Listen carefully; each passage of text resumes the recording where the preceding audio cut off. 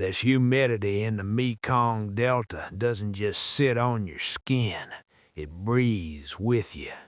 It's a heavy, wet blanket that smells of rotten vegetation, stagnant water, and the metallic tang of gun oil.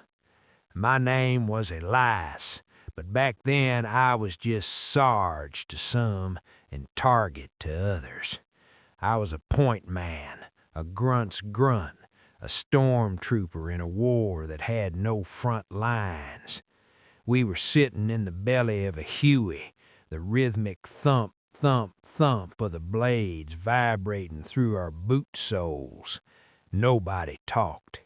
You don't talk when you're headed into a hot LZ. You just check your M16 for the 10th time, feel the weight of the grenades on your webbing, and pray to a God you hadn't spoken to since basic training. 2 minutes, the door gunner yelled over the turbine roar.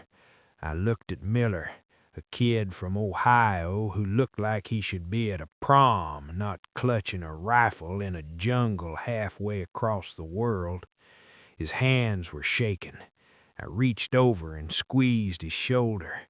I wanted to tell him it would be all right, but that would have been a lie, and in the bush, lies get people killed. The chopper banked hard, the green canopy below rushing up to meet us. Then, the world exploded. Green tracers started reaching up from the tree line like demonic fingers. Clang, spark, bullets whipped through the thin aluminum skin of the helicopter. Go! Go! Go! I jumped. The mud swallowed my legs up to the knees. The air was suddenly filled with the rhythmic clatter-clatter of AK-47s and the screams of men trying to find cover where there was none. I dived behind a fallen mahogany tree, the bark splintering above my head. "Miller, get down!" I roared, but Miller was frozen. He stood in the tall elephant grass, staring at the tree line with wide, glassy eyes. I saw the puff of dust on his chest before I heard the shot. He folded like a piece of paper.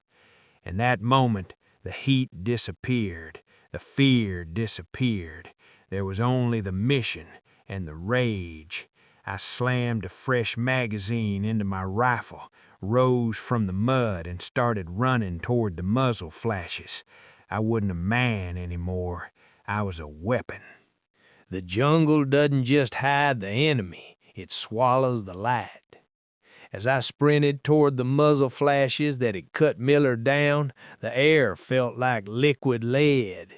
Every breath was a struggle against the humidity and the acrid smoke of spent gunpowder. "Fix bayonets," someone screamed over the radio, but I didn't need a blade to feel the killing edge. I hit the first trench line, a narrow, muddy slit in the earth reinforced with bamboo. An NVA soldier, no older than my younger brother back in Philly, swung his SKS toward me. I didn't think. I couldn't afford to. My M16 barked twice, the recoil jarring my shoulder, and he slumped into the brown water at the bottom of the trench. There's a specific sound to a firefight in the deep woods. It's not like the movies.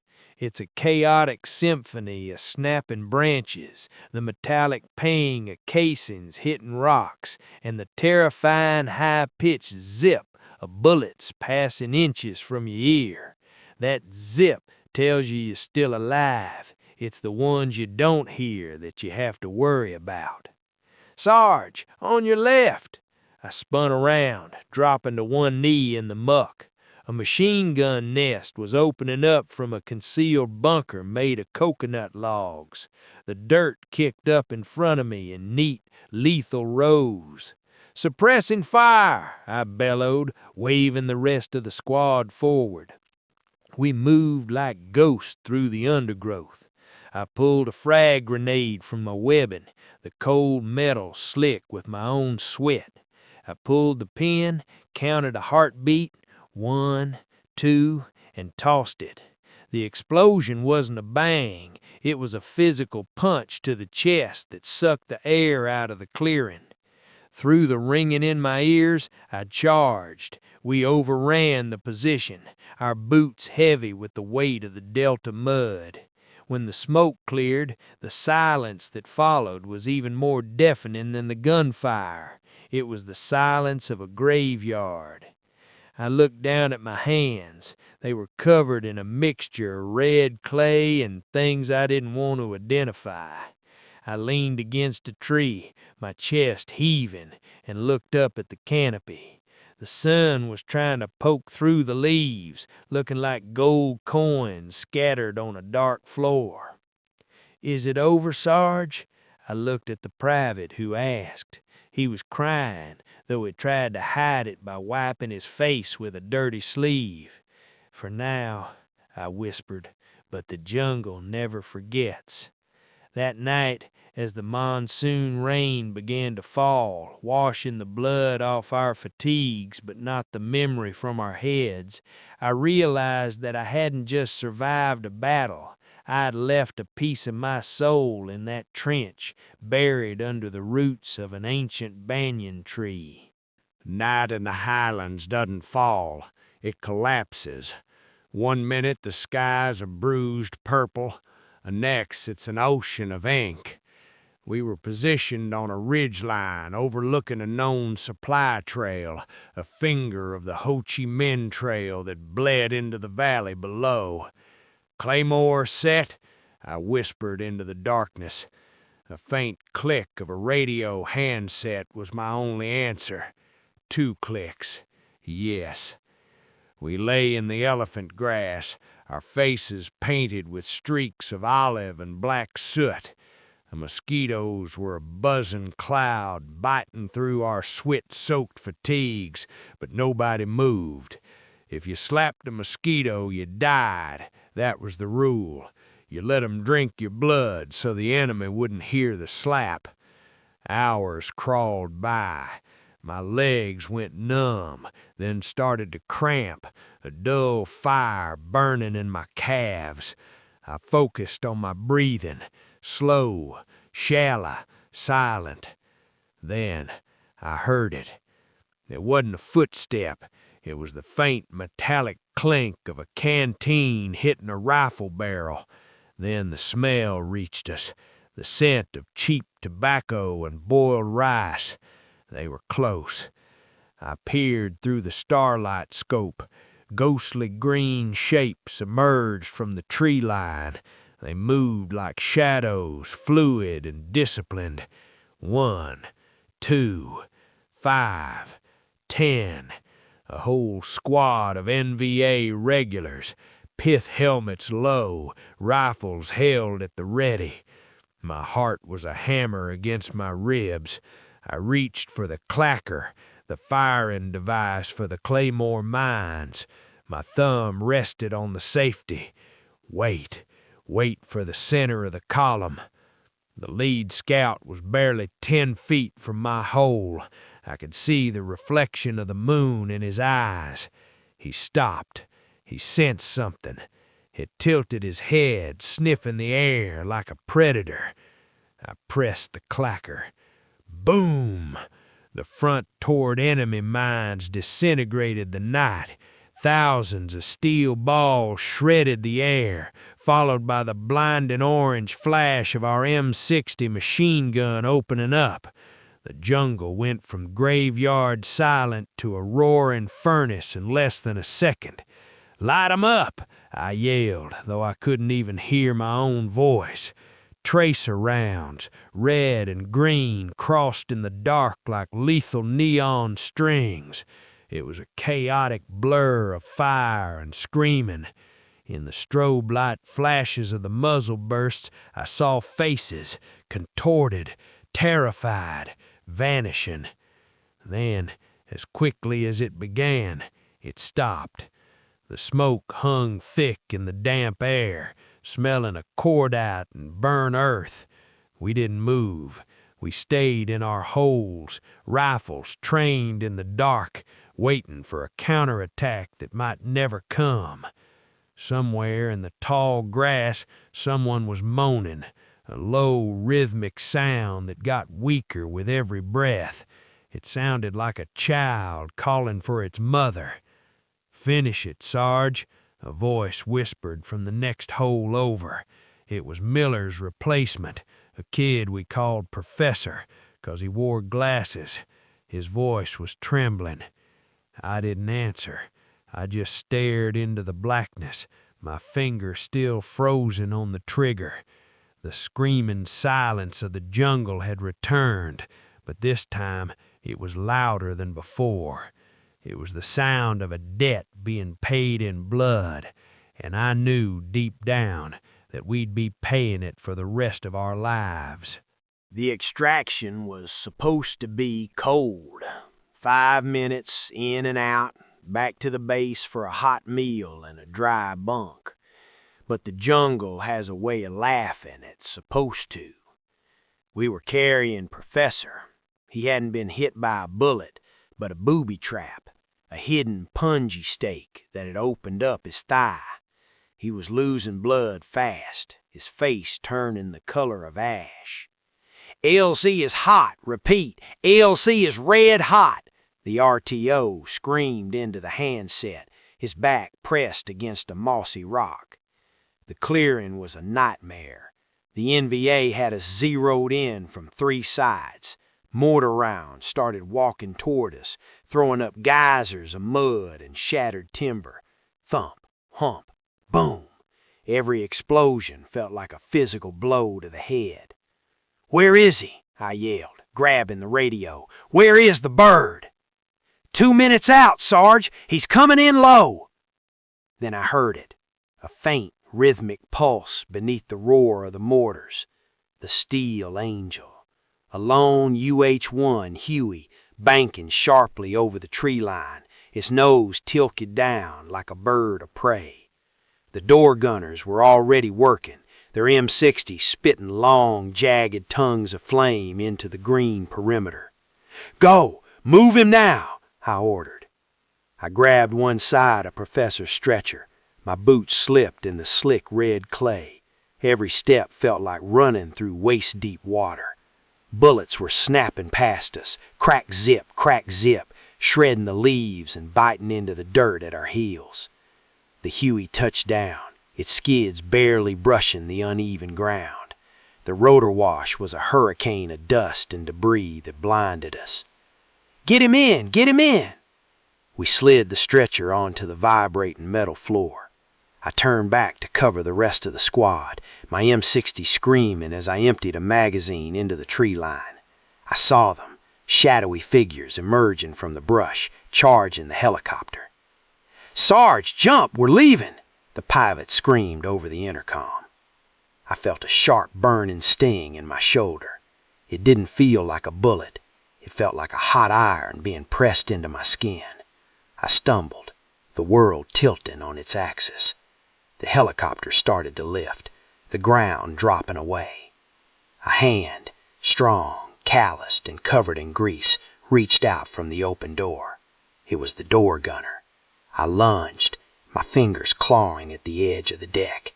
He grabbed my webbing and hauled me inside, just as a rocket-propelled grenade RPG streaked underneath the tail boom.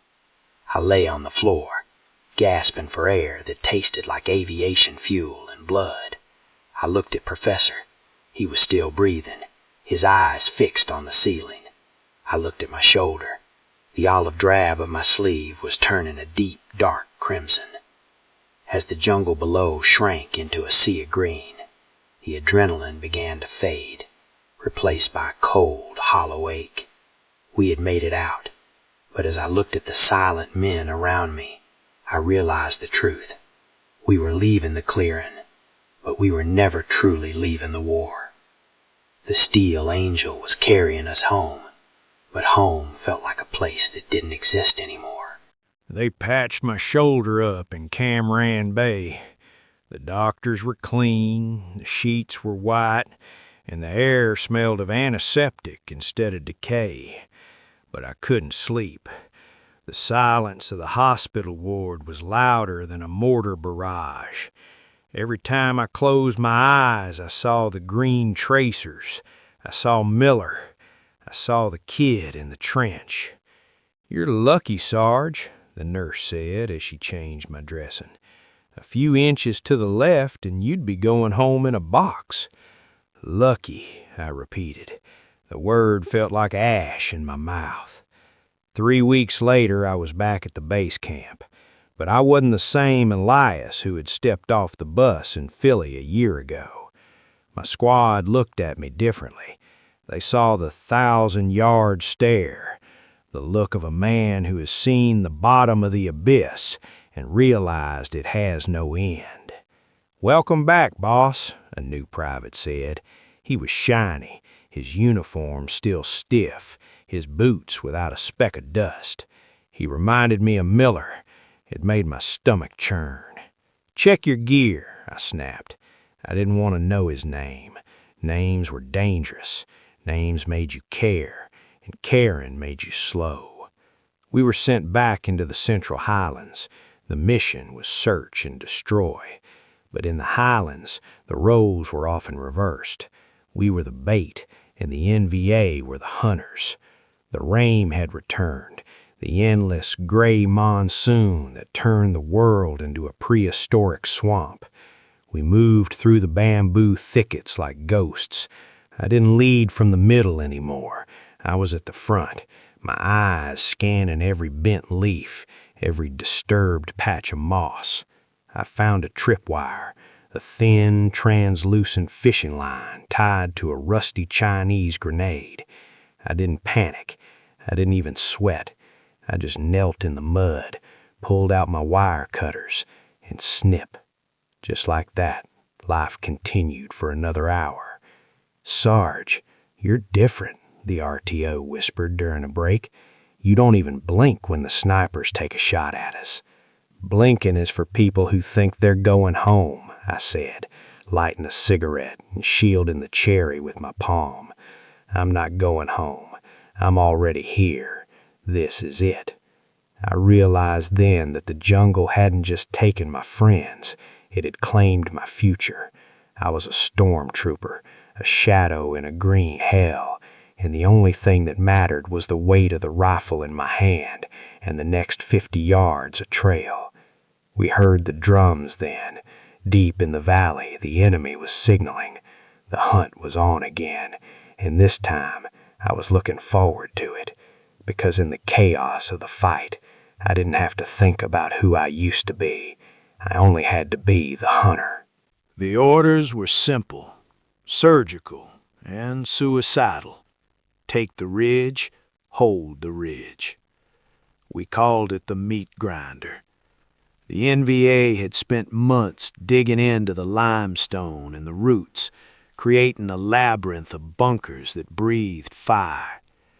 We had been climbing for 6 hours, the slope so steep we had to claw at the mud to move upward. The air was thick with the smell of napalm, that sickly sweet gasoline stench that sticks to the back of your throat. "Sarge, they're coming out of the ground!" The ground literally erupted. The jungle floor peeled back as trapdoors flipped open, and NVA regulars poured out like hornets. It wasn't a skirmish. It was a massacre in the making. I felt a bullet shattered the stock of my rifle, sending splinters into my cheek. I didn't flinch. I dropped the broken M16, pulled my .45 pistol, and kept moving. Around me, my squad was being torn apart. The professor went down, his glasses shattered. The new kid I didn't want to name was slumped against a bamboo stump. "Fix bayonets! Forward!" I screamed, my voice cracking from the smoke. I reached the primary bunker. It was a dark slit in the red earth, spitting lead. I didn't have grenades left. I didn't have a rifle. I had a combat knife and a soul that had already burned to ash. I dove into the trench. It was hand to hand, a primal, silent struggle in the shadows. No slogans, no flags, just the sound of heavy breathing and the wet thud of steel hitting bone. When I climbed out of that hole, the world was silent again. The ridge was ours. I sat on a crate of captured ammunition, my hands shaking so hard I couldn't light my last cigarette. I looked down at the valley. The forest was beautiful from up here, vast, emerald, and indifferent. It didn't care about the blood we had spilled to take this rock. In 2 weeks, the jungle would grow back over our foxholes. In a month, the rain would wash away the stains. I heard the sound of a huey in the distance, the extraction bird coming to take what was left of us home. But as I looked at my reflection in a stagnant puddle of rainwater, I didn't recognize the man staring back. The boy from Philly was gone. The soldier was a hollow shell. "Is it worth it, Sarge?" the RTO asked, clutching a broken arm. I looked at the bodies of my friends scattered across the slope like discarded toys. I looked at the medals they would eventually pin on my chest in a country that would hate me for winning a war it wanted to forget. "It's over," I said, throwing the unlit cigarette into the mud. "It's just over." As the helicopter lifted us into the clouds, I didn't look back. I closed my eyes, and for the first time in a year, I didn't see the muscle slashes. I only saw the rain.